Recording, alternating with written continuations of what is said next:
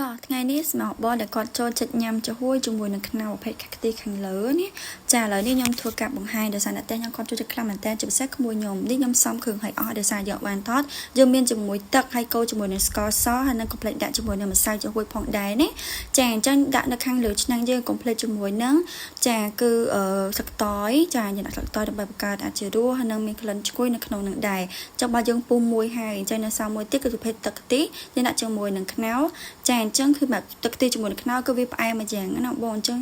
យើងមិនដាក់ស្ករច្រើនពេកទេតែតាមចំណង់ចំណូលចិត្តបងដែរចាអញ្ចឹងយើងដួសដាក់ទៅលើប្រអប់របស់យើងមកឬក៏ចានរបស់បងទាំងដាក់នឹងទៅអញ្ចឹងយើងទុកកន្លែងពីលើសម្រាប់ដាក់ធ្វើការដាក់ទឹកខ្ទិះយើងពីលើដែរអញ្ចឹងយើងដួសដាក់គ្រប់ចានមកណាចាអញ្ចឹងពេលយើងដួសដាក់គ្រប់ចានហើយអស់ហើយយើងរងចាំឲ្យវារៀងរងខាងខ្ទិះលើតិចដើម្បីងាយស្រួលនឹងការបិទប្រអប់ឬក៏បបមានប្រអប់បិទទេយើងដាក់អញ្ចឹងក៏បានដែរដាក់ចូលទូទឹកកកដើម្បីវាឆាប់រឹងលឿនអញ្ចឹងណាចាអញ្ចឹងសម្រាប់បងខ្ញុំគឺចាប់ដើមរឹងអស់ហើយចាយើងអាចធ្វើការឆិតញ៉ាំបានណាចឹងបើមកគឺថាក្លិនឈ្ងុយខ្លាំងមែនតែនចាជាមួយនឹងខ្ទិះចឹងណាហើយដល់ពេលយើងឆិតញ៉ាំចូលនៅក្នុងមាត់គឺថា